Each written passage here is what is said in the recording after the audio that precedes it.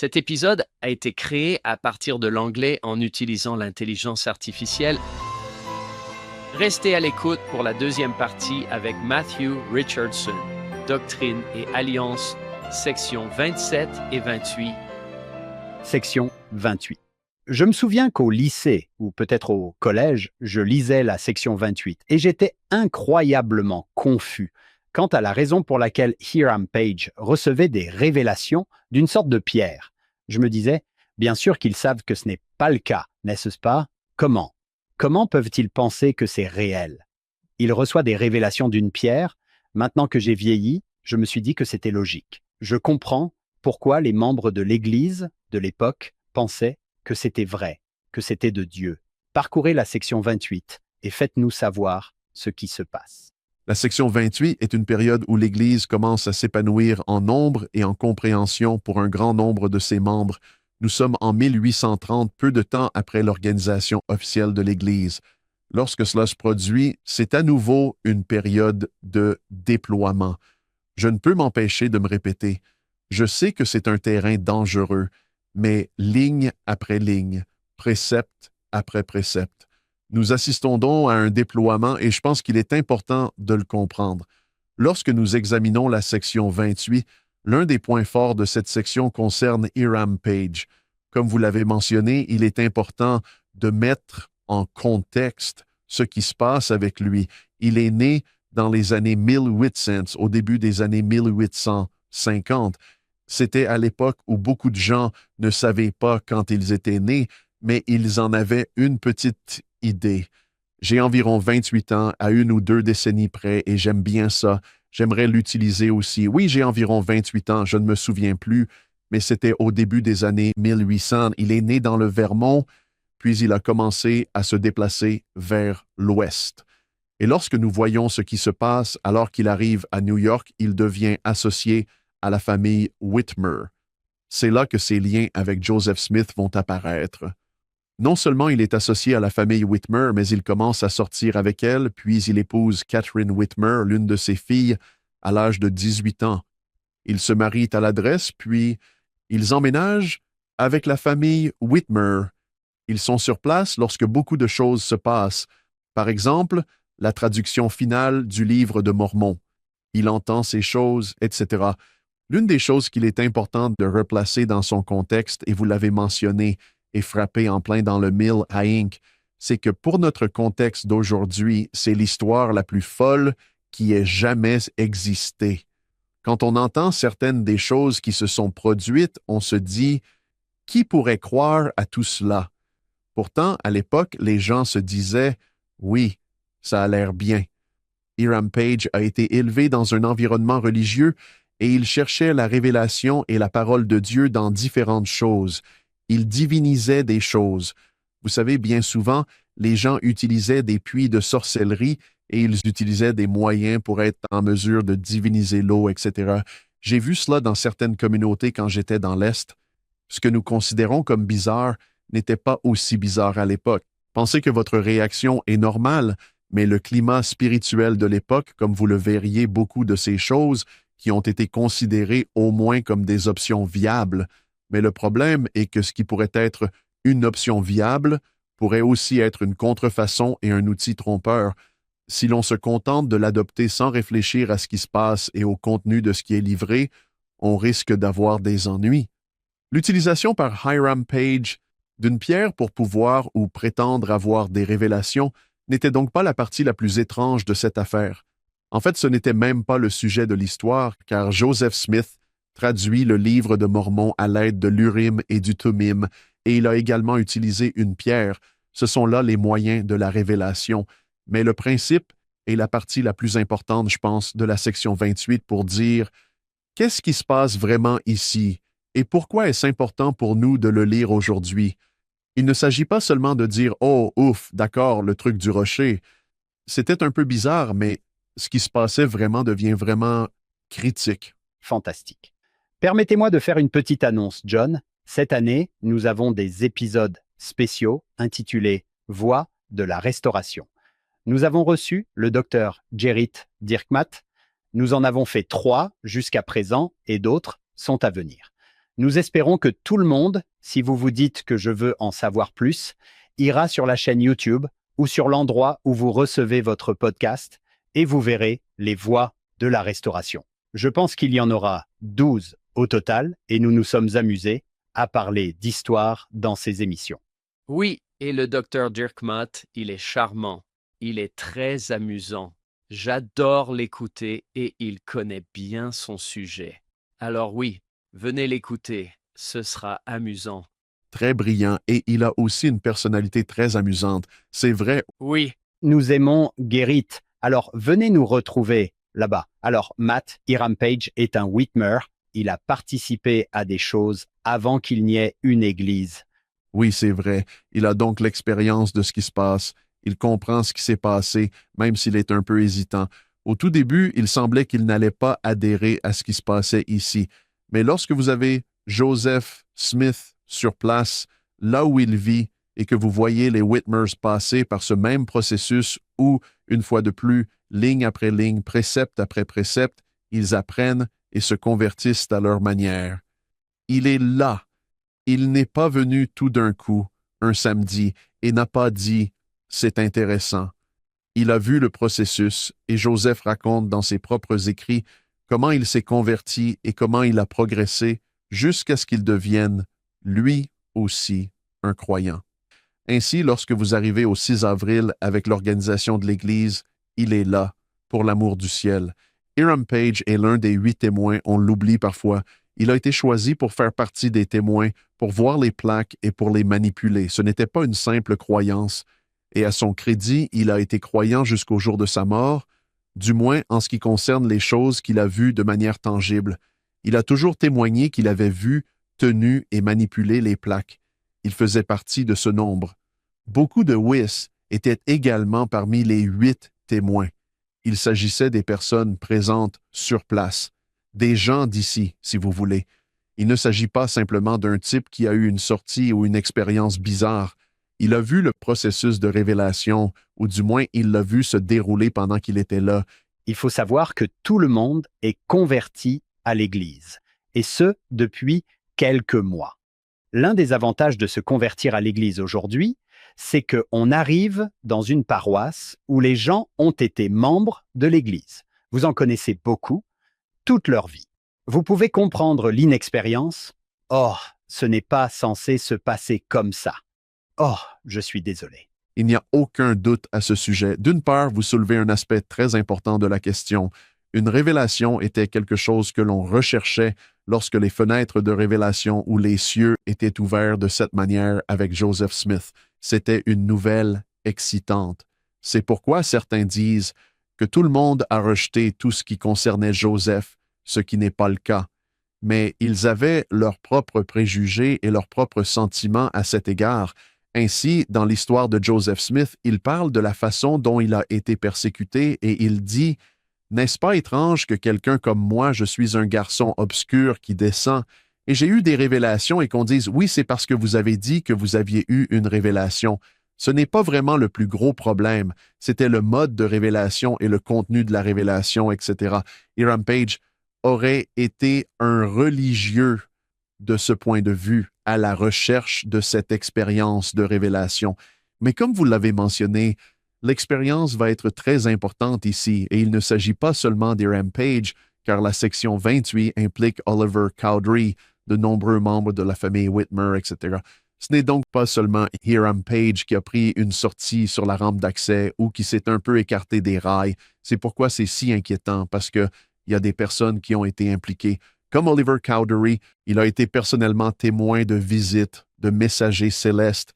Il n'a pas seulement entendu parler d'eux, il en a fait partie, il a servi de scribe, et pourtant, à la section 28, vous commencez à voir que même Oliver Cowdery se laisse entraîner dans cette histoire et qu'il a besoin d'une correction de trajectoire. Donc, à mon avis, la section 28 est un rappel des contrôles et des équilibres, ce que le Seigneur fait. J'aime ce qu'il fait ici. Il établit des modèles. Nous voyons cela établi lorsque vous commencez à entrer dans la section 52, où le Seigneur dit « Et je vais faire les choses selon un modèle ». Et certaines personnes disent « Eh bien, le Seigneur Ne peut-il pas faire ce qu'il veut? À mon avis, la réponse à cette question est oui, mais il établit des schémas et des modèles. J'aime beaucoup ce qu'il dit à ce sujet dans la section 52 au verset 14. Il dit « J'établirai un modèle en toutes choses » et on peut se demander pourquoi. Et il y répond au verset 14, il dit « Afin que vous ne soyez pas trompés ». Je pense qu'il y a là quelque chose d'important. Il est vrai que la section 52 va suivre, mais vous pouvez voir ces expériences depuis la section 2 jusqu'à la section 52 où le Seigneur dit « Regardez, j'établis des modèles pour que vous sachiez que c'est ma voix. Si vous avez appris à me connaître, je vais vous dire comment je fais les choses. Voici comment je fais la Sainte Seine. Par exemple, il y a une partie de l'article 28 que les gens négligent et qui est très importante dans ce cas aussi parce qu'il s'agit des garanties. C'est ce qu'on appelle le consentement commun. Elle est mentionnée à l'article 26 et nous la retrouvons à l'article 28. Tout cela est lié au grand principe de cette loi.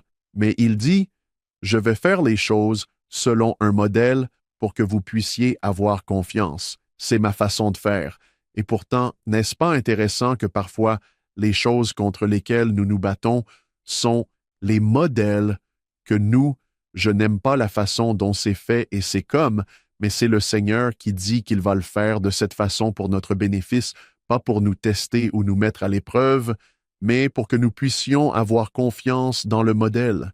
Et donc, l'article 28, il y a un modèle de révélation pour une intendance qui a été établie. Et ce n'est pas dans la section 28 que cela commence, nous l'avons déjà établi dans la section 20 et la section 21, mais ils ont en quelque sorte oublié ce qui s'est passé dans les sections 21 et 20, et c'était comme « Oh, nous avons oublié celle-là ».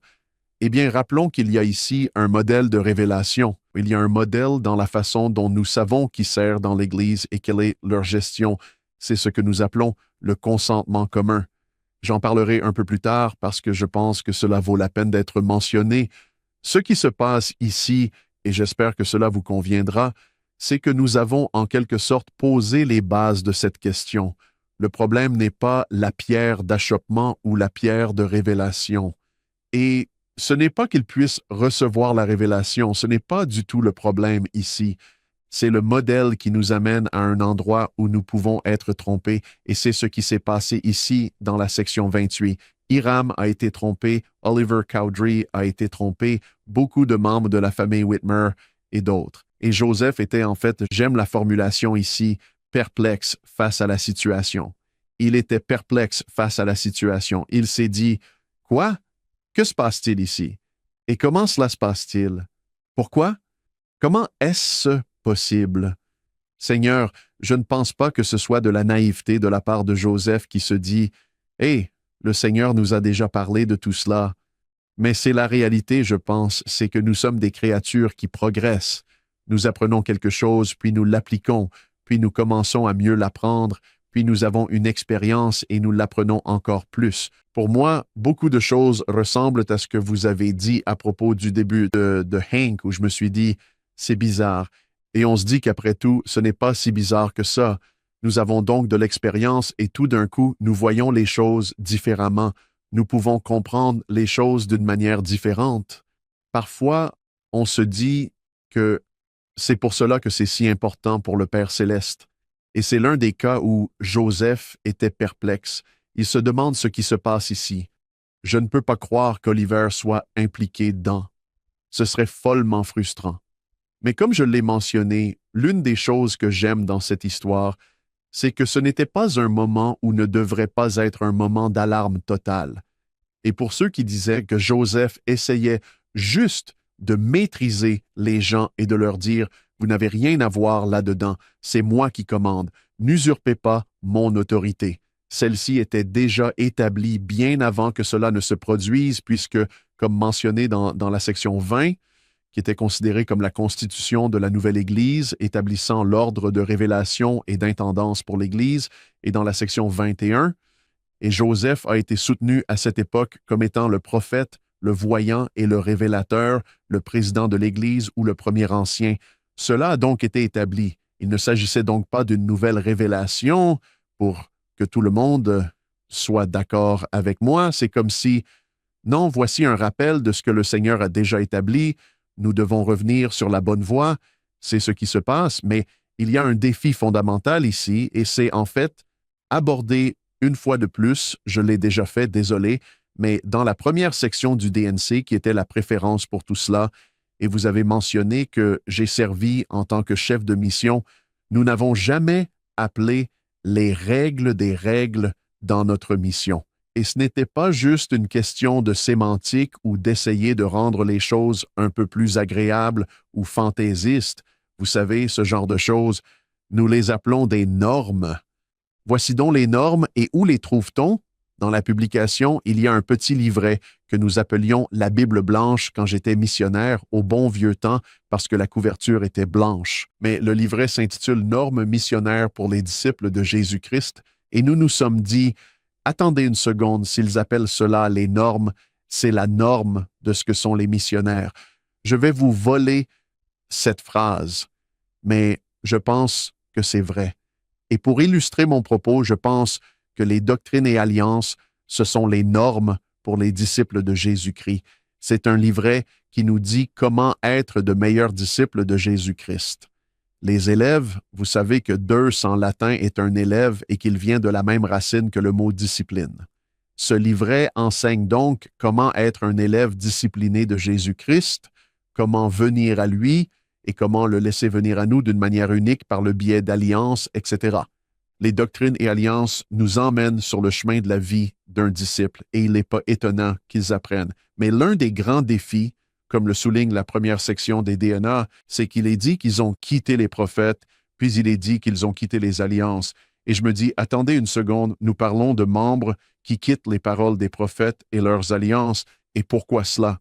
Et on commence à dire qu'ils essaient de devenir des dieux à part entière et qu'ils suivent à leur manière. Et c'est ce que nous avons si bien appris dans le livre de Mormon, c'est-à-dire dans le discours du roi Benjamin, l'homme naturel est un ennemi de Dieu. Et qu'est-ce que l'homme naturel? C'est l'homme déchu. Et c'est nous tous d'ailleurs. Et nous sommes dans un monde déchu et il y a une attraction gravitationnelle qui semble nous tirer et nous garder attachés à la chute et nous essayons de nous en éloigner.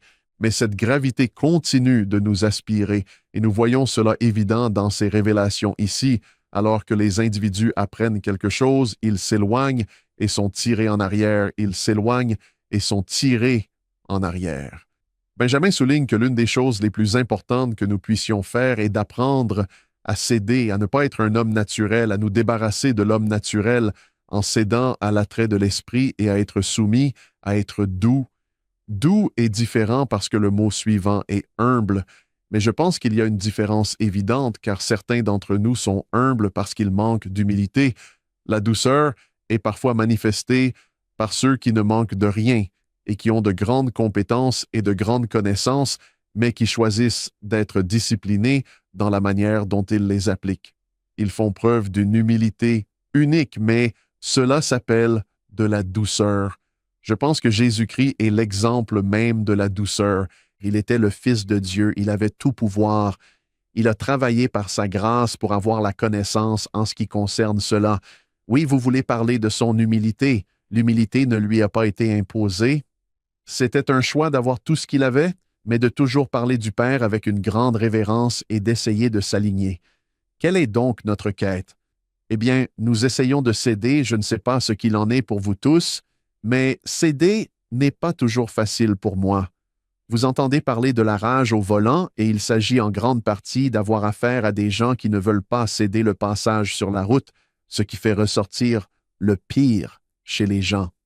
Je pense que je suis assez doué pour ne pas avoir de rage au volant, mais j'ai de la frustration au volant et je me retrouve un peu comme si je conduisais ici ce matin. Le temps n'était pas très bon et les gens ne cédaient pas le passage. Et ce n'est pas de la rage, mais c'est comme si c'était vraiment le cas. Et j'ai pensé que nous avions tous des problèmes ou des défis à relever pour céder. Et c'est de cela qu'il s'agit vraiment dans l'article 28.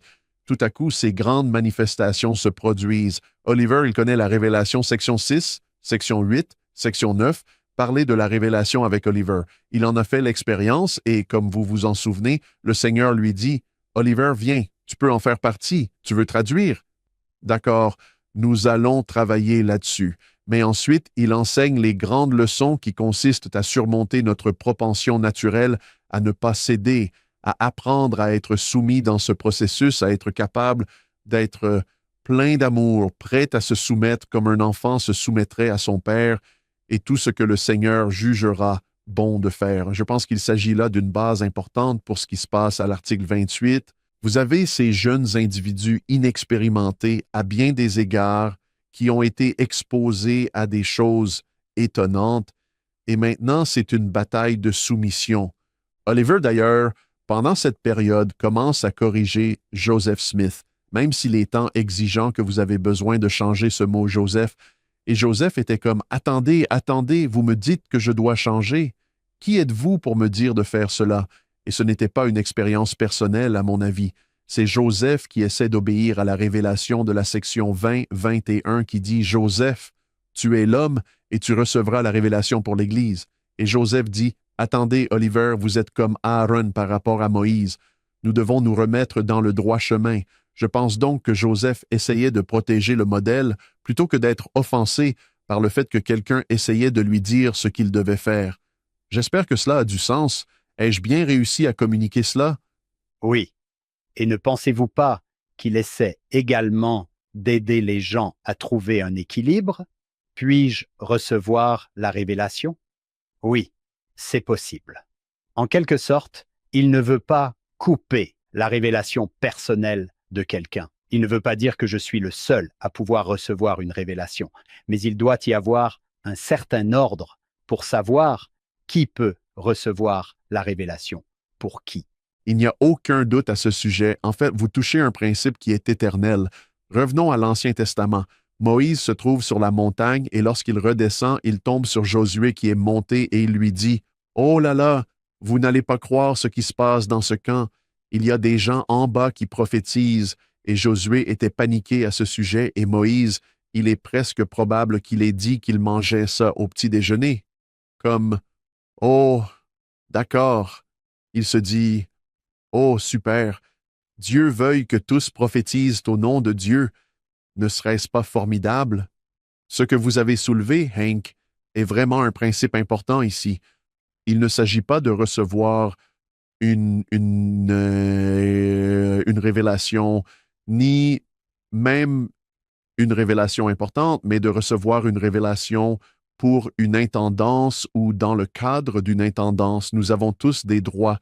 Et je pense que c'est encore vrai aujourd'hui ce que Moïse a dit, et ne serait-ce pas génial si nous étions tous des prophètes de notre propre intendance et que nous recevions ces choses au nom de Dieu. Ce serait génial. Mais vous avez raison, cela ne signifie pas que j'ai le droit et la capacité de recevoir la révélation pour les autres. C'est une sorte de défi que nous pourrions tous traverser et que j'ai découvert en tant que parent. Quel est mon rôle en tant que parent? Nous utilisons le terme matriarche et patriarche, et c'est donc à moi de confirmer ou de dire à mes enfants que j'ai reçu une révélation pour eux. Tu es censé faire ceci pour gagner ta vie, et tu devrais épouser cette personne. À un moment donné, je me suis dit que ce serait pratique, n'est-ce pas? Oui, si je pouvais faire ça. Mais j'ai commencé à réaliser, et ce n'est que mon expérience personnelle, que mon rôle est d'aider mes enfants dont j'ai la charge à recevoir et à savoir comment recevoir la révélation personnelle et de les guider dans ce processus. Oui, j'ai le droit en tant que patriarche, tout comme ma femme en tant que matriarche, de recevoir la révélation pour notre famille parce que c'est notre responsabilité, mais je dois quand même les aider à recevoir la révélation personnelle. Il ne s'agit pas de recevoir la révélation, il s'agit de recevoir la révélation pour l'Église. Et le Seigneur a indiqué dans les premiers jours de celle-ci, lorsque nous avons commencé à voir le déroulement de celle-ci, qu'il y a quelqu'un qui reçoit la révélation pour l'Église et c'est le prophète, le voyant et le révélateur. Celui qui détient les clés, c'est Joseph Smith. Oui, c'est fascinant de le voir dire. Oui, vous pouvez recevoir une révélation. Non, pas pour cela. Comment puis-je équilibrer cela? Je ne veux pas être le seul à recevoir la révélation, comme si Joseph me disait quoi faire. Le Seigneur ne parle qu'à vous, mais il faut mettre de l'ordre ici. J'ai pris le livre Contexte de Steve Harper dont il a parlé l'autre jour. J'adore cette phrase. Il dit « La pierre de voyant de Hiram Page n'était pas le problème. Les révélations et les enseignements personnels de Joseph encourageaient les autres à utiliser leurs dons spirituels, y compris lorsque ces dons impliquaient des objets de voyance comme la baguette d'Oliver Cowdery. Si Iron Man avait reçu une véritable révélation par le biais de sa pierre sur la façon d'être un meilleur mari, il n'y aurait pas eu de problème. » Et il n'y aurait pas eu d'article 28. Oui, oui. Et c'est de cela qu'il s'agit. Je pense honnêtement que le Seigneur n'essaie pas de contrôler ses enfants. Il n'essaie pas de les opprimer et de leur rappeler qui est le chef ici. Il essaie de les mettre en position de recevoir les plus grandes bénédictions possibles en toute liberté. Mais c'est selon le modèle. Ils ne seront donc pas trompés. D'après mon expérience, et il semble que plus je vieillis, je vois ce modèle que Satan essaie d'utiliser et il est le maître de la contrefaçon. Il semble qu'il ne passe pas toujours de la lumière à l'obscurité totale, du positif au négatif à 100%. Il essaiera de nous rapprocher de la vraie chose et la contrefaçon dans le but de nous séduire ou de nous tromper. Le Seigneur dit, écoutez, je vais vous donner le modèle ici pour que vous ne soyez pas trompés parce que Satan essaiera de tout contrefaire. Et à mon avis, c'est exactement ce qui se passe dans cette section où Hiram Page professe recevoir une révélation pour l'Église, et c'est presque comme si c'était une contrefaçon bon marché de ce qui s'est déjà passé. C'est pourquoi vous voyez au verset 2, « Mais voici, en vérité, je te le dis, personne ne sera désigné pour recevoir des commandements et des révélations dans cette Église, à l'exception de mon serviteur Joseph Smith, fils, car il les reçoit comme Moïse. » C'est l'une des raisons pour lesquelles j'ai parlé de Moïse et de Josué, car Joseph était comme Moïse disant que j'aimerais que tout le monde reçoive des révélations. Mais il ne disait pas « j'aimerais que tout le monde soit le prophète de toute l'Église d'Israël ». Il disait « non, nous avons besoin de la révélation parce que nous sommes construits sur les fondations. » Et même Joseph a dit « quel est ce fondement ?» Joseph Smith disait que c'était la révélation. C'est une révélation. Mais il y a un élément ici, comme Moïse qui était le leader ou le prophète d'Israël à l'époque. Joseph est le prophète des enfants de l'Église ou de la Restauration. En gardant cela à l'esprit, il est dit au verset 3, « Et tu seras obéissant aux choses que je lui donnerai comme Aaron pour annoncer fidèlement les commandements et les révélations avec puissance et autorité à l'Église. » Il ne retire donc pas le pouvoir et l'autorité d'Oliver Cowdery. Il dit « Souvenez-vous de votre place » ou j'utilise à nouveau le terme d'intendance. C'est votre travail.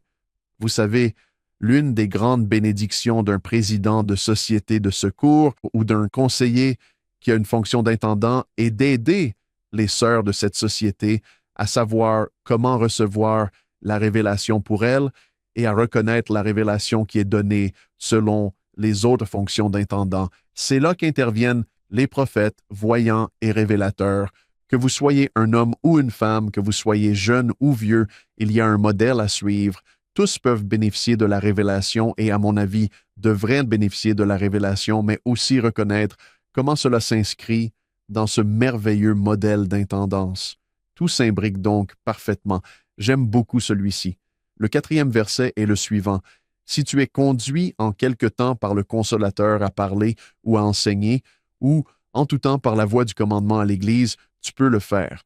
Ce n'est donc pas comme s'il n'y avait plus de révélation, c'est comme si vous restiez dans le cadre de votre gestion et vous n'écrivez pas au verset 5 par voie de commandement, mais par voie de sagesse.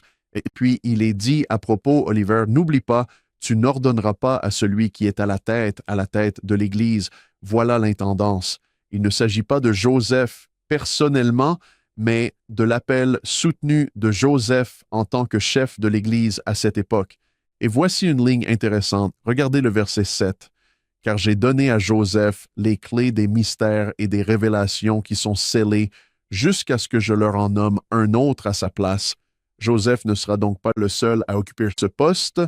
Un autre sera nommé à sa place. Nous considérons donc la succession ici en 1830, au moins comme une préparation, Et je suis reconnaissant de voir que cela faisait partie du plan, parce que nous sommes les bénéficiaires aujourd'hui d'un autre à sa place qui détient les clés des grands mystères, parce que, comme vous le savez, nous sommes en 1830. Il y a beaucoup d'autres choses à venir, beaucoup d'autres choses à venir. Et le Seigneur nous donne un coup de pouce en nous disant, mettons cela en place. Et certains diront, qu'est-ce qui se passe ici au verset 9 où il est dit, ce n'est pas révélé que personne ne sait, parce que personne ne sait où la ville de Sion sera bâtie. L'une des choses importantes pour le contexte est de comprendre que l'on parlait beaucoup de l'établissement de Sion. C'était une passion de Joseph. L'une des choses que j'aimais chez Joseph Smith, et c'est mon opinion personnelle, c'est qu'il n'était pas seulement un prophète qui parlait de Sion. Des prophètes ont parlé de Sion depuis l'Ancien Testament jusqu'à aujourd'hui, mais Joseph en parlait comme si cela allait se produire de son vivant. C'était du genre retroussez vos manches, nous construisons Sion, ce n'est pas un jour, nous allons aller à Sion. Et je pense que c'était contagieux. Et les gens en entendaient parler comme de Sion, Sion, allons à Sion. Et oui, ce qui se passe ici, c'est que le Seigneur enseigne une fois de plus, ligne après ligne, précepte après précepte. Il dit, nous allons aller à Sion et nous savons où se trouve Sion. Et bien sûr, la question que se posaient les saints à l'époque était, où? Où est Sion? Dites-moi où est Sion. Dites-moi où est Sion.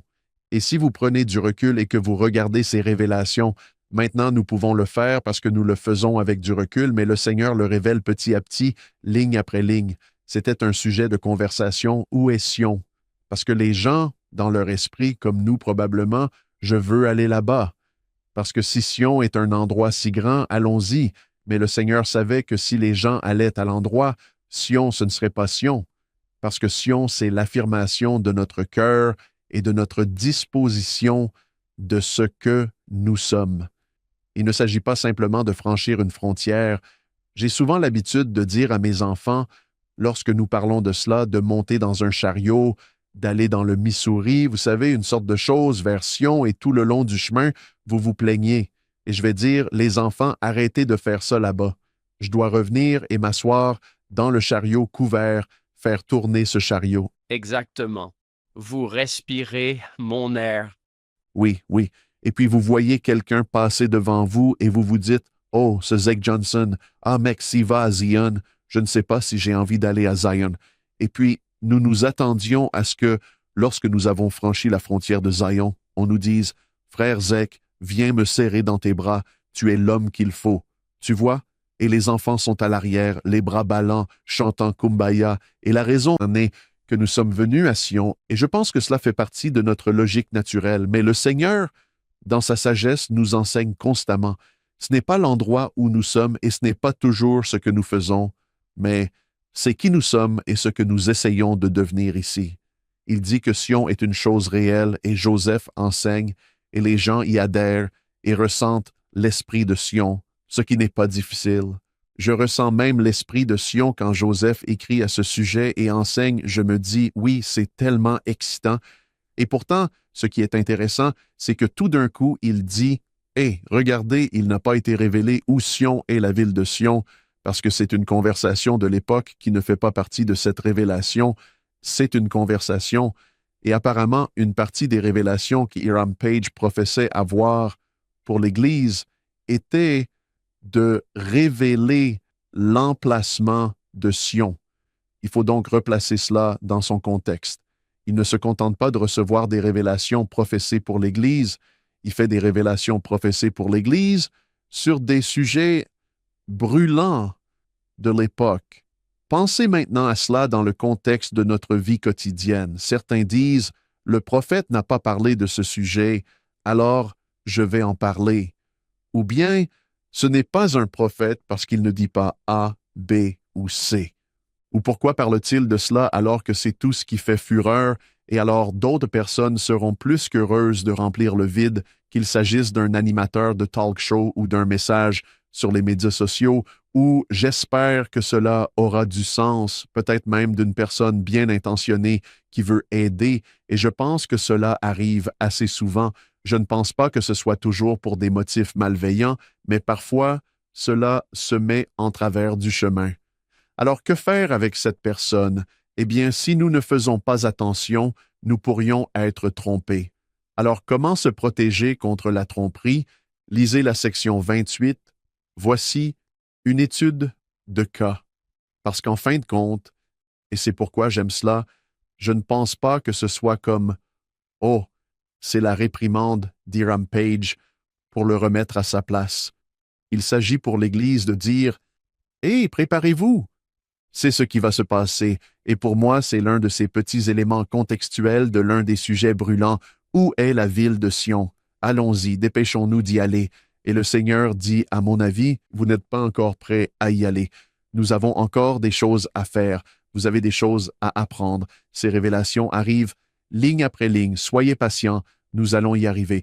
C'est presque le président Nelson, pour moi, d'une certaine manière. Il est dit au verset 9, « Il n'est pas révélé. Personne ne sait où la ville de Sion sera bâtie, mais cela sera donné plus tard. » En d'autres termes, ce n'est pas un secret, et je peux vous dire que cela vient, mais pas encore. Voici, je vous dis que ce sera sur les frontières des Lamanites. Voyez-vous ce qui vient de se passer? Je ne vais pas vous dire où se trouve la ville, mais elle se trouve dans les environs. C'est par ici. C'est à l'ouest, sur les frontières. Il s'agit d'un tronçon de 1500 miles où nous regardions la frontière des États-Unis, où elle entrait dans ce qu'on appelait à l'époque le territoire indien. Mais nous avons appelé cela les frontières des Lamanites. C'est donc comme si je savais de quoi je parle et que le Seigneur le savait, et c'est donc un peu dans cette zone, mais accrochez-vous pour la suite. Et vous remarquerez que c'est ce qu'il fait lorsqu'il révise. Il dit, OK, voici la vue d'ensemble, d'accord? Et donc, il descend et dit, voici la vue d'ensemble. Ensuite, il rétrécit un peu et nous avons du travail à faire. Et maintenant, je vais me rétrécir un peu plus. Il y a encore du travail à faire. En d'autres termes, il aide ses enfants à devenir Sion. Et il ajoute, « Ne sois pas impatient avec toi-même. Quelles sont les leçons pratiques que vous pouvez en tirer? Il n'y en a qu'1 million. Comme je l'ai déjà dit, je ne suis pas très patient, c'est une faiblesse, mais je veux l'être davantage. Et je constate qu'avec l'aide du Seigneur, je m'améliore dans ce domaine. Mais je veux que ce soit pour hier. Qu'en est-il de l'impatience? » Mais le Seigneur dit, « Oui, je vais t'aider un petit peu à la fois. Et nous y voilà, Matt, sois patient. Mais j'en ai besoin maintenant. Je veux tout. Je veux me marier hier et voici la liste des qualifications de la personne que je veux épouser. Sois patient sur ce point, tu as besoin de travailler un peu sur ta liste. » Il semble que l'application de ce principe soit vraiment étonnante. C'est pourquoi je trouve parfois triste que l'on dise « D'accord, n'obtenez pas de révélation par les pierres. Ce n'est pas de cela qu'il s'agit. N'obtenez pas de révélation. Vous n'êtes pas censé avoir de révélation. » Ce n'est pas non plus de cela qu'il s'agit. Il s'agit d'apprendre à reconnaître les intendances et de voir que le Seigneur est tout à fait disposé à révéler ses secrets sacrés à ses enfants, mais qu'il le fait selon un schéma et dans un ordre qui devrait probablement nous préoccuper. Personnellement, je suis très occupé à gérer ma propre vie et à trouver des solutions à mes défis personnels en ce moment, et je n'ai tout simplement pas la largeur de bande nécessaire. Je comprends que je suis un peu faible, mais je n'ai pas la largeur de bande nécessaire pour diriger l'Église. Alors pour moi, recevoir des révélations pour l'Église, c'est un peu comme Sainte Vache, ce n'est pas mon travail. Je n'ai pas la largeur de bande, mais j'ai la capacité et je suis un homme viril, mais je suis souvent un peu émotif à ce sujet parce que je suis le premier à admettre que la révélation m'a sauvé maintes et maintes fois du révélateur pour l'Église et m'a sauvé parce que je suis membre de cette Église et que j'essaie de m'aligner sur ce que signifie être un disciple de Jésus-Christ et d'avoir cette discipline. Il y a des moments où la révélation pour l'Église m'a sauvé. C'est une chose importante. Je me souviens qu'une fois, Frère Oakes a parlé d'un discours sur le fait d'être sauvé par des déclarations prophétiques dans les histoires du passé, etc. Et c'est vraiment un grand discours. Elle a été donnée en 1992. Il dit « Je prie pour le même type de délivrance dans les histoires bibliques du passé. Je prie pour être guidé. » Puis il ajoute « Et que je sois protégé à partir de ce moment-là. » C'est la ligne intéressante pour moi, mes pires impulsions. Je peux être en résonance avec cette phrase, Et parfois, c'est mon homme naturel qui se manifeste. Dans ma prière du matin, je dis souvent, Père céleste, protège-moi aujourd'hui de moi et aide-moi à devenir un meilleur moi. Et je n'ai pas honte de le dire. Je me tournerai vers ceux dont l'intendance se situe dans un domaine plus large que le mien. Et je m'adapte à mon travail personnel, qui me donne un contexte plus large qui m'a aidé à affiner ma révélation personnelle. Est-ce que cela a un sens? Tout à fait. Je me souviens de 2 conférences générales, 2010. Vous vous souviendrez probablement tous les 2 du président Hawkes qui a parlé de la ligne de la prêtrise et de la ligne personnelle et du fait qu'on a besoin des 2. Et puis, John, je parie que vous vous souvenez de frère Renland parce qu'il a commencé en parlant des avions. Et je suppose que vous vous êtes assis. Il a dit que les pilotes de ligne bien entraînés volent dans les limites de la capacité de leur avion et suivent les directives des contrôleurs aériens. Alors oui, ils font ce qu'ils veulent, mais ils le font à l'intérieur d'un cadre. Puis il a raconté cette histoire. Je me souviens d'avoir eu l'impression que c'était incroyable. Il m'a dit qu'il y a quelques années, j'avais reçu un appel téléphonique d'une personne qui avait été arrêtée pour intrusion.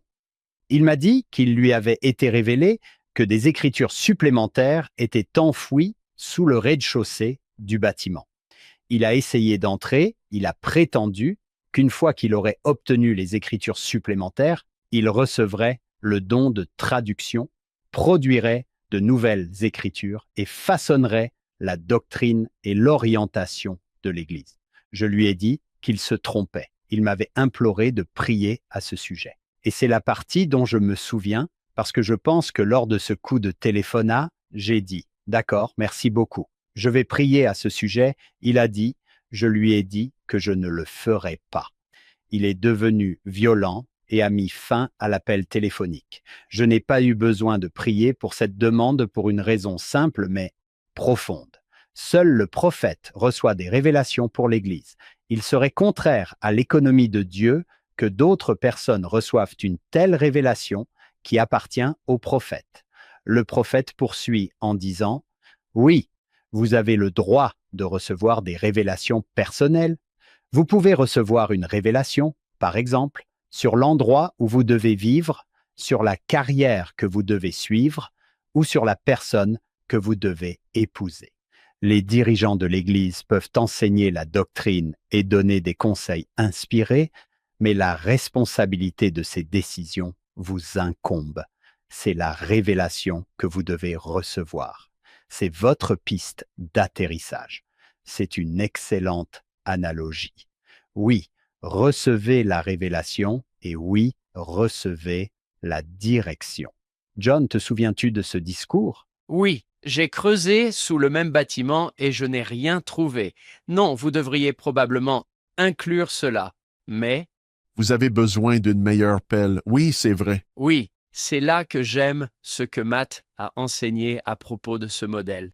Il y a quelque chose en vous qui se dit « Attendez une minute », parce que nous sommes en quelque sorte habitués à un modèle. Le Sauveur nous parle du chemin droit et étroit.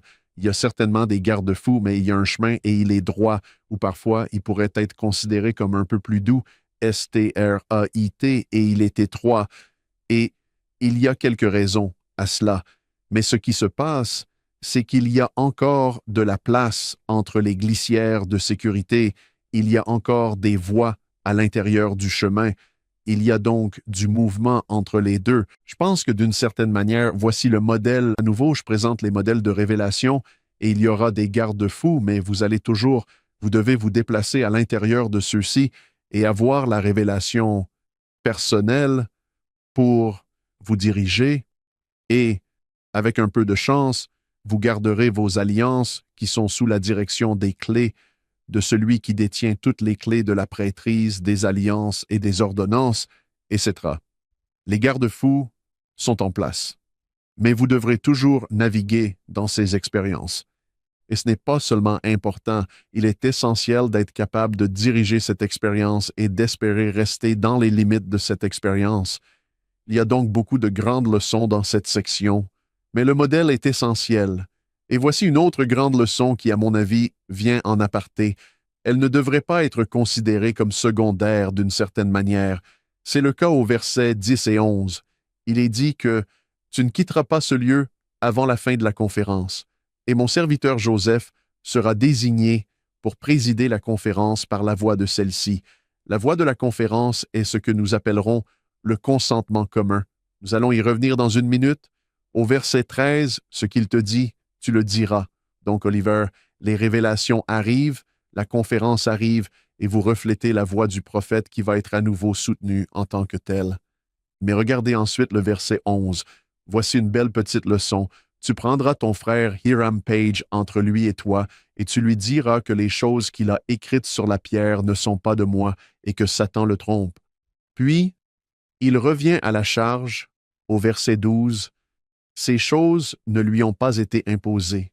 Rien non plus ne sera attribué à aucun membre de cette Église, contrairement aux alliances de l'Église, à l'ordre qui a été établi. Voici donc un petit principe très intéressant. Nous avons un problème. Et Oliver, tu t'es laissé entraîner là-dedans. Hiram est en train de donner ses révélations pour l'Église. Et tu aurais dû t'en douter, tu es le deuxième ancien, pour l'amour du ciel. Et tu as été soutenu en avril. Nous sommes maintenant en septembre. Je vous parle et le Seigneur vous parle, Oliver. Oliver, il faut que tu ailles parler à Hiram. Nous étions en train d'enseigner aux missionnaires et aux MTC l'utilisation de leurs appareils et ils disent que si vous voyez quelque chose sur votre appareil, votre téléphone de votre compagnon, à qui devez-vous le dire? Et devinez ce que les missionnaires disent toujours. La première chose à faire est de parler à votre président de mission. En fait, ce que nous disons, c'est que non, vous devriez parler à votre compagnon dont c'est le téléphone. Allez-y d'abord, et ensuite nous nous disperserons comme il se doit. Ne pensez-vous pas que c'est un merveilleux modèle qui s'est établi et que nous voyons illustré cette fois-ci? Voici donc un défi. Comme nous l'avons déjà dit, ce n'est pas la pierre, ce n'est pas la révélation, c'est le modèle qui se déroule ici. Et c'est contraire, nous venons de sortir des garde-fous et voici un modèle qui nous permet de résoudre les problèmes. Parlez d'abord à ceux qui ont été offensés, puis travailler à l'extérieur et apporter ce qui est nécessaire. Retournez-y, parlez au Seigneur. Si vous avez besoin d'aide, allez parler à votre évêque ou un conseiller de confiance, ceux qui ont la responsabilité de vous aider dans ce processus. Je pense que c'est une merveilleuse petite note secondaire qui ne devrait pas nécessairement être secondaire, mais qui fait partie de ce processus d'enseignement des modèles. Le titre de la partie vient « Suis-moi », c'est l'ordre. Il nous enseigne l'ordre dans lequel le Seigneur travaille. Ce même principe se retrouve dans le discours communautaire. Matthieu 18. Jésus dit « Écoutez, dans notre communauté, vous allez vous offenser les uns les autres. Voici comment je veux que vous fassiez face à cela. Je veux que vous vous mettiez entre lui et toi seul. » C'est un peu vulnérable, mais je vais le partager. J'ai un bon ami que nous avions vu lors d'une grande réunion un samedi soir. Il y avait beaucoup de monde. Lundi ou mardi matin, je crois, j'ai reçu un texto de lui. Il me dit « Et je peux te parler plus tard dans la journée ?» J'ai répondu « Oui, je suis en réunion aujourd'hui, si tu veux qu'on s'envoie un texto. » Il m'a répondu que non, qu'il préférait qu'on se parle au téléphone. J'ai pensé « Ok, c'est différent. » J'ai donc fait une petite pause, je l'ai appelé et il a commencé comme ça. Il m'a dit « Hank, ça va être gênant pour nous deux. » Et j'ai répondu « Ok, ouais. » J'ai dit « D'accord. » Et il m'a raconté comment, quelques nuits auparavant, lors de cette réunion, je l'avais profondément offensé. Bien sûr, j'ai dit que je ne voulais rien dire. C'est vrai?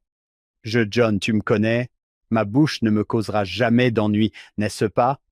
Et il m'a répondu que je le savais. Il a dit « Je te connais. Je sais que tu ne voulais pas faire ça. Et je voulais juste en parler. » Et j'ai dit « Merci. » Même si c'était un peu gênant. J'ai dit « Merci. » Et puis, il a dit quelque chose que j'ai adoré. Il m'a dit « Hank, je veux que tu saches que tu es la seule personne à qui je parlerai de ça. Je n'en parlerai pas à ma femme, Je n'en parlerai pas à mes enfants. Je ne vais en parler à personne d'autre que toi. Parce que je me suis dit que ça allait être gênant pour le reste de notre vie d'avoir ce problème. Et ça ne l'a pas été. Je le ferai entre lui et toi seulement. Il m'a en fait appris, non seulement nous, je pense que dans Matthieu 18, le Sauveur dit, si vous vous entendez l'un l'autre, vous avez gagné un frère. Mais il m'a aussi appris que le modèle du Seigneur fonctionne réellement si nous avons le courage de le faire. C'est une très belle histoire. Je l'adore. D'ailleurs, revenons à ce dont nous avons parlé un peu plus tôt. C'est une excellente illustration du fait de céder parce que ce n'est pas une chose facile à faire, car habituellement, lorsque nous sommes dans une situation comme celle-ci, nous nous mettons automatiquement sur la défensive. Vous savez, eh bien non, vous avez mal compris, ou bien nous passons à l'accusation. C'est une belle histoire, Hank. Je suis heureux que vous l'ayez partagée parce qu'elle montre que l'on cède de tous les côtés. C'est ce concept de « je vais céder » aux incitations de l'esprit. Je vais être soumis au bien commun. Je vais être dans une position où je veux être capable de montrer l'amour, etc. Et c'est de cela qu'il s'agit. Et j'ai découvert que nous faisons exactement le contraire. Nous parlons à tout le monde, sauf à la personne qui nous a offensés, n'est-ce pas? Le Seigneur a dit, ce n'est pas ce que je voulais. Et surtout dans le climat dans lequel nous vivons au quotidien avec les médias sociaux, n'est-ce pas intéressant? J'ai été offensé par cette discussion sûre. Nous mettons donc des commentaires sur le flux des médias sociaux ou quelque chose comme ça, ou sur les articles ci-dessous. Parfois, je n'aime même pas lire les commentaires parce que la plupart d'entre eux sont au vitriol, ils sont tout simplement caustiques. Et au lieu de dire « Oh, je n'ai pas aimé ce discours », peut-être que j'aurais dû m'adresser directement à cette personne ou chercher à mieux la comprendre. C'est presque comme si nous ne cherchions pas à comprendre. Nous cherchons à accuser, nous sommes facilement offensés, etc. Et voici un modèle simple. Quand il s'agit de cela, le Seigneur dit « Réglons cela, raisonnons ensemble ». Isaïe disait « Raisonnons ensemble, parvenons à la compréhension de la soumission afin que nous ne soyons plus notre homme naturel et que nous puissions devenir plus semblables à notre Père, car c'est là que règne la compréhension et la paix, ce qui est formidable. » Matt, comment Hiram Pudge réagit-il? Eh bien, vous savez, c'est un processus qui dépend des articles que vous lisez. En fin de compte, ils viennent comme Oliver Cowdery et tous les Whitmers et ceux qui ont été touchés par cette conférence pendant cette période. C'était en septembre lors d'une conférence. Ce n'était pas comme si cela se passait dans une boîte isolée. Les gens savaient ce qui se passait et c'est pourquoi cela a provoqué une certaine agitation. Joseph est probablement le seul à avoir été pris un peu par surprise lorsque l'affaire a commencé à se dérouler. En fin de compte, lorsque vous lisez les récits, ils se rejoignent tous, ils se soutiennent tous et ils détruisent les révélations, etc. Et il se confesse et dit « ce n'était pas pour l'Église et j'avais tort ». Nous avons cette citation « le repentir ou le changement ou peut-être l'ajustement pour revenir dans l'étroitesse et la rectitude et l'accepter ». Puis le soutien a eu lieu, comme je l'ai dit, et Joseph a été soutenu à nouveau, comme l'indique l'ordre ou le modèle, car le prophète voyant et révélateur est le premier ancien de l'Église à recevoir les clés des mystères de la révélation. Cela nous amène à la partie suivante de cette section. Il est dit au verset 13 que toutes choses doivent être faites avec ordre. Voilà ce qu'est l'ordre. Et d'un commun accord dans l'Église par la prière de la foi, il est dit « Et c'est ainsi que vous m'aiderez à diriger le royaume ». Et j'ai déjà mentionné que le mot « consentement commun » apparaît en fait à l'article 26. Maintenant qu'il est mentionné à nouveau, c'est presque comme s'il s'agissait d'une autre application de la raison pour laquelle nous faisons ce consentement commun, qui est d'ailleurs le terme que nous n'utilisons pas beaucoup dans le langage courant de l'Église. C'est ce que nous appelons soutenir. Mais le mot que j'aime, le principe, c'est common consent et non sustaining, parce que common consent, common c'est en commun ou au sein d'un grand ensemble, consent en anglais. Ce n'est pas approuver ou donner la permission. Je pense que nous nous trompons sur ce principe, malheureusement parce que nous l'utilisons différemment dans notre langage normal. Par exemple, je reviens à mes enfants ou à l'époque où j'étais à l'école primaire et où je devais obtenir le consentement de mes parents pour participer à une excursion. Ils épinglaient un petit bout de papier sur ma chemise et je rentrais à la maison, puis ma mère le signait et l'épinglait à nouveau sur ma chemise. Nous pensons qu'il s'agit d'une approbation ou d'une permission, mais le terme consentement en anglais vient du latin. Le terme latin signifie en fait se ressembler ou se sentir semblable, penser de la même façon, pas seulement pour prouver, mais pour dire que je suis semblable dans cette mesure, je m'aligne sur cette mesure. C'est ce que le consentement commun est conçu pour faire. D'accord, il est proposé que Joseph Smith soit celui qui a la charge de recevoir la révélation pour l'Église. Tout le monde est d'accord. Et vous remarquerez que lorsque nous procédons au consentement commun, nous ne faisons pas comme ceci, nous ne levons pas le pouce et nous ne disons pas pouce en l'air et nous ne donnons pas l'accord, c'est d'accord avec moi ou oui, nous ne comptons pas les votes. Nous les appelons des votes. Je pense que c'est une tradition. Nous ne comptons pas les personnes qui lèvent la main et nous ne comptons pas les personnes qui lèvent la main dans la négative. Car ce que nous faisons ici, c'est de dire « Êtes-vous d'accord? Je suis partant. » Et nous levons la main dans les premiers jours de l'Église par consentement commun dans le Missouri à Far West. Ils votaient en se levant. Ils ne levaient pas la main, ils se levaient. Dans le procès verbal de Far West, vous pouvez voir que cela a pris toute la réunion parce qu'ils avaient de grandes discussions. Je ne sais pas si je peux soutenir Edward Partridge. Vous ne m'avez pas prêté ces chevaux pour labourer mes champs, c'est donc une courbe d'apprentissage pour savoir ce que nous soutenons. Je n'aime pas leur style. Il ne s'agit pas de cela, mais de l'intendance. En êtes-vous? Et nous levons la main pour dire « J'en suis une fois de plus ». Cela semble être un modèle pour nous aider, je pense dans une vue d'ensemble, à surmonter nos tendances naturelles de l'homme déchu et à nous aligner, à rejeter l'homme naturel, à céder à l'attrait de l'esprit et à dire « D'accord, je veux dire qu'il y a des moments, je pense que chaque personne, même la personne appelée à un appel, a dit « Je ne vois pas celui-là ». Et je connais des gens qui ont été appelés à être pianistes et qui ne jouent pas du piano. Et qu'est-ce qui se passe avec celle-là? Je pense que le Seigneur a à l'esprit qu'il y a quelque chose à faire ici. Et il dit, je suis en train de penser, est-ce que quelqu'un d'autre est là et nous avons la chance d'être capables d'y aller d'un commun accord? Cela nécessitera une prière de la foi. Et à l'article 26, il est dit que, de la même manière, toutes les choses doivent être faites par consentement commun dans l'Église. Nous y revoilà. C'est le modèle de la prière et de la foi, car c'est par la foi que vous recevrez toutes choses. Amen. C'est l'article 26. Et maintenant, nous voyons qu'il est réitéré ici, à l'article 28, que toutes choses seront faites. Et nous allons le faire conformément aux alliances de l'Église. Je suis tombé un jour sur une citation qui n'est pas nouvelle, mais qui a du bon. Il s'agissait de G. Reuben Clark en 1940.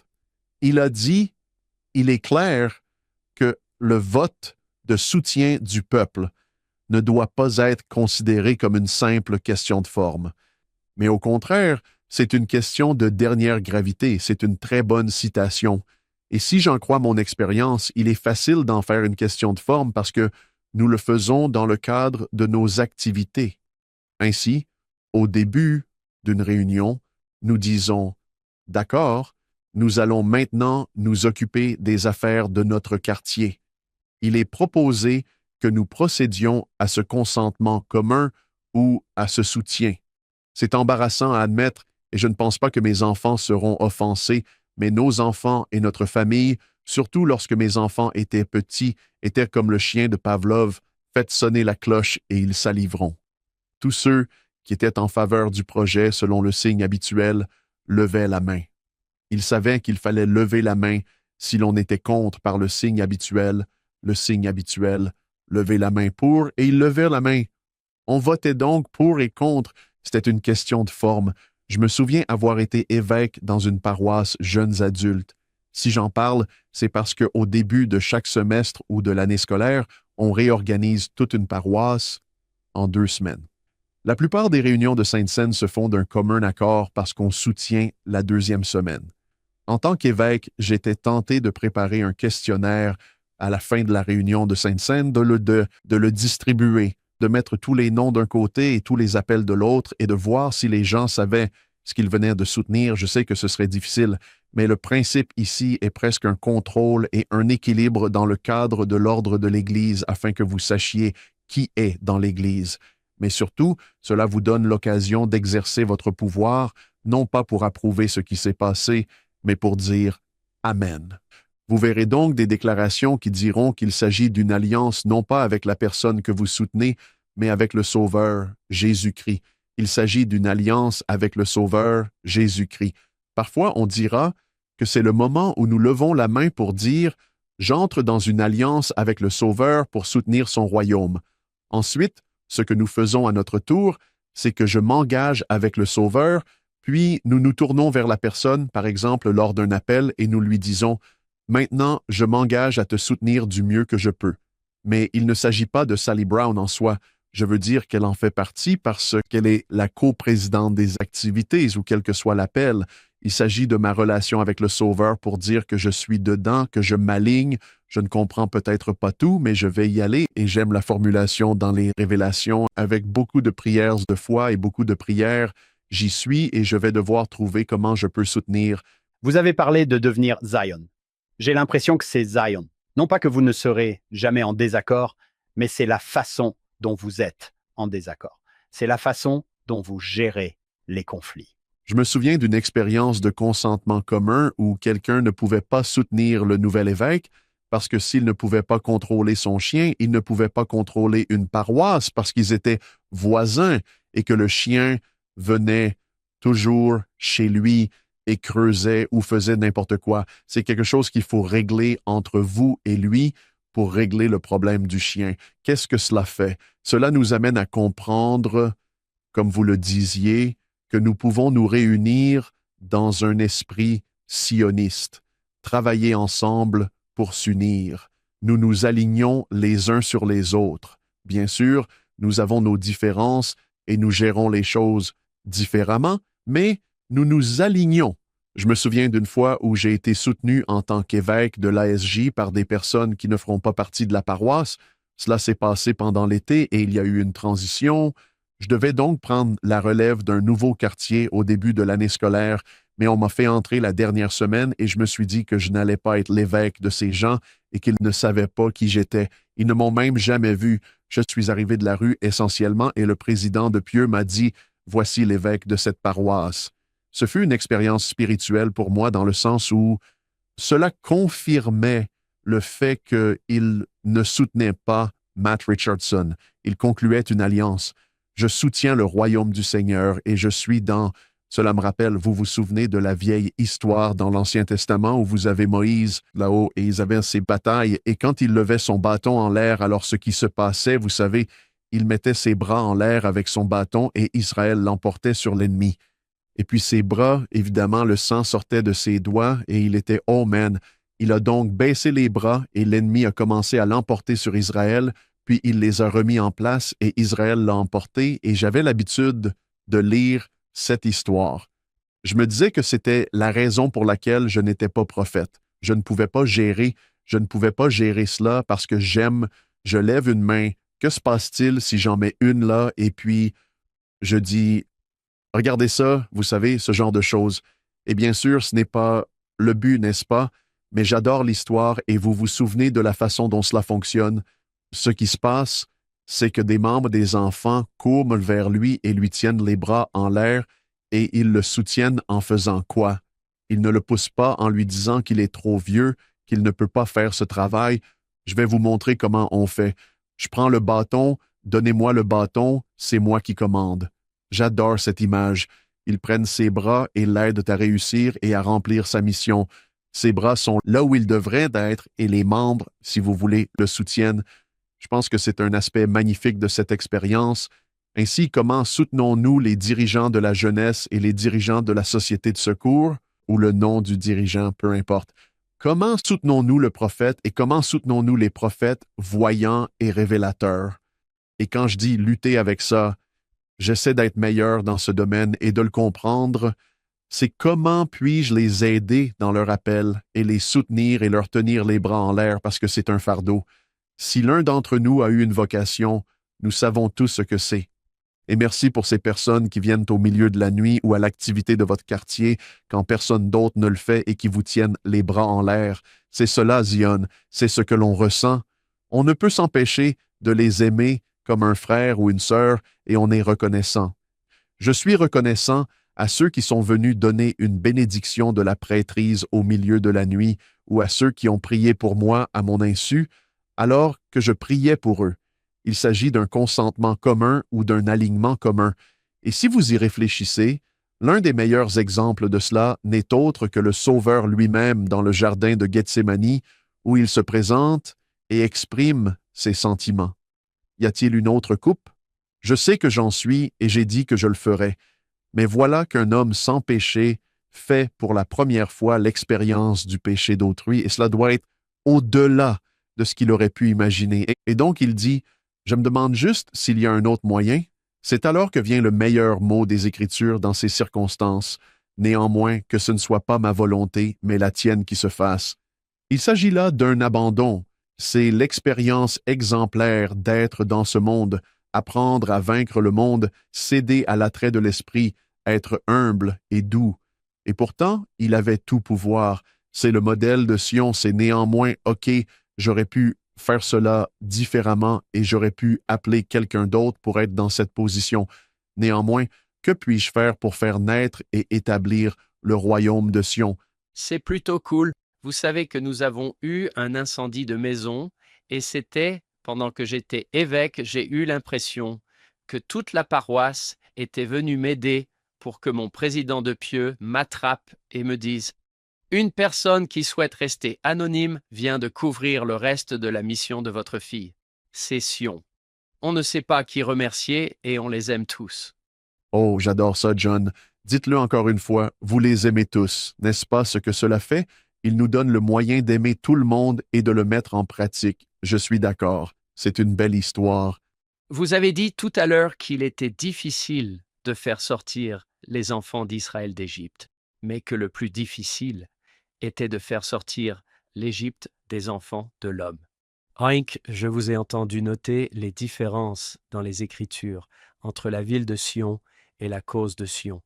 J'aime cette idée de plus difficile que d'arriver à Sion. C'est faire entrer Sion ici. Et comment cela vient-il petit à petit, temps après temps? D'une certaine manière, si je reviens en arrière, vous savez, la section 28 est au verset 15, « Et il te sera donné depuis le moment où tu iras, jusqu'au moment où tu reviendras ce que tu feras. Vous savez que nous vous soutiendrons dans cette affaire. En d'autres termes, il nous soutiendra et je vous soutiendrai de la manière dont vous avez besoin. Qu'il s'agisse d'une mission, d'un rôle parental ou d'un rôle de célibataire, l'image de Marc est tellement différente. Pourtant, l'expérience est tellement la même. C'est ce qu'il y a de mieux pour moi. Et il y a un Dieu dans les cieux qui a tout pouvoir et qui sait tout. Et il sait donc tout de nous. Et il a le pouvoir de nous aider et il nous aidera à devenir ce que nous devons devenir. Il veut nous aider, mais il gardera le cap. Il a un ordre et un modèle et n'oubliez pas ce qu'il essaie de faire avec nous. Il veut que nous l'emportions. Il veut que nous devenions comme lui et que nous ayons tout ce qu'il a. Et je suis parfois un peu triste lorsque Dieu est perçu comme un disciplinaire ou un policier, des choses comme ça. Oh, il tient la corde afin de pouvoir nous bénir davantage. Je suis reconnaissant qu'il nous soutienne. La question est de savoir comment nous le soutenons. C'est une chose sur laquelle je travaille toujours. Comment puis-je mieux le soutenir? Matt, c'était très amusant. Je peux dire que, pour moi, personnellement, quand je ressens le Saint-Esprit, c'est que je ne veux pas en finir. Eh bien, continuons, continuons. Mais j'aimerais vous poser une dernière question. Je ne vous ai pas préparé à cela, alors je pense qu'il sera amusant de voir où vous allez. Nous avons de merveilleux auditeurs qui sont encore un peu hésitants au sujet de Joseph Smith et du rétablissement et qui subissent des pressions de la part de leurs amis et des membres de leur famille. Non, Joseph n'est pas un prophète. Il n'est pas celui que vous croyez. Vous savez, c'est une personne maléfique. Il suffit d'aller sur Internet pour découvrir à quel point Joseph Smith est mauvais et à quel point il est bon. C'est presque comme si Moroni avait raison dans cette prophétie. Mais vous avez étudié la vie de Joseph Smith. Vous avez été chef de mission, vous avez fait partie d'une présidence auxiliaire générale. Vous avez donc eu une certaine expérience de l'Église et en tant que professeur d'histoire et de doctrine de l'Église, vous avez eu l'occasion d'étudier. Que diriez-vous à quelqu'un qui se demanderait si Joseph Smith est vraiment le prophète que nous croyons qu'il est? C'est une excellente question et c'est une question très réelle. D'après mon expérience, la profondeur de cette question dépend de la personne. Le fait de donner une réponse rapide ne signifie pas que c'est nécessairement la meilleure réponse pour tout le monde, parce que cela devient personnel. C'est une expérience personnelle. Vous avez dit, Joseph Smith est-il celui que nous espérons qu'il soit? Cela dépend de ce que vous espérez. Jésus-Christ a été confronté au même problème. Les gens espéraient qu'il soit le Rédempteur, mais de quoi voulait-il être racheté? Ils attendaient le Sauveur. Mais de quoi conçoivent-ils qu'ils ont besoin d'être sauvés? De quoi va-t-il les sauver? Je n'essaie pas de compliquer les choses. J'essaie simplement d'être le plus précis possible, de voir si Joseph est bien celui que nous espérons qu'il soit pour moi. Oui, il l'est, mais c'est pour moi. Mais il m'a fallu beaucoup de temps pour faire le tri entre ce que je pensais qu'il était censé être et ce que j'espérais qu'il serait. Et en fait, je ne suis pas contente qu'il ait eu des défauts parce qu'il a fait comme moi. Sans vouloir vous offenser, je dirais que nous faisons tous la même chose. Mais pour moi, c'était en fait une bonne chose parce que j'ai appris des prophètes de l'Ancien Testament qu'ils n'avaient aucun problème à souligner les défauts de leurs prophètes dans l'Ancien Testament. Parfois, en lisant l'Ancien Testament, on se dit, sérieusement, qui pourrait croire à ce genre de choses? On lit ces histoires et on a du mal à les assimiler. Puis j'ai commencé à comprendre ce qui se passait. En hébreu, le concept de prophète est celui de porte-parole. C'est littéralement ce que c'est Nabi en hébreu, plus proche du chaldien probablement. Mais ce n'est pas seulement celui qui pronostique ou celui qui est parfait ou qui est le seul exemple de ceci, etc. Il n'y a qu'une seule personne qui réponde à ce critère pour moi, et j'en suis reconnaissant, et c'est Jésus-Christ. Il est tout ce que j'espère, et il est tout ce que j'espérais qu'il soit. Et voici la partie la plus étrange.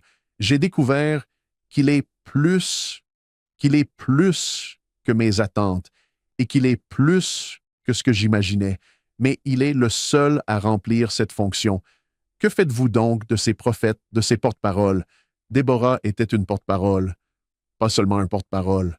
Non, j'aime ce concept, c'est celui qui représente ce qu'ils ont fait, c'est-à-dire qu'ils n'avaient pas tellement de problèmes s'ils avaient des défauts personnels ou s'ils faisaient des erreurs personnelles parce que ce n'était pas leur pouvoir. Le pouvoir était ce qu'ils représentaient parce qu'ils étaient des porte-paroles.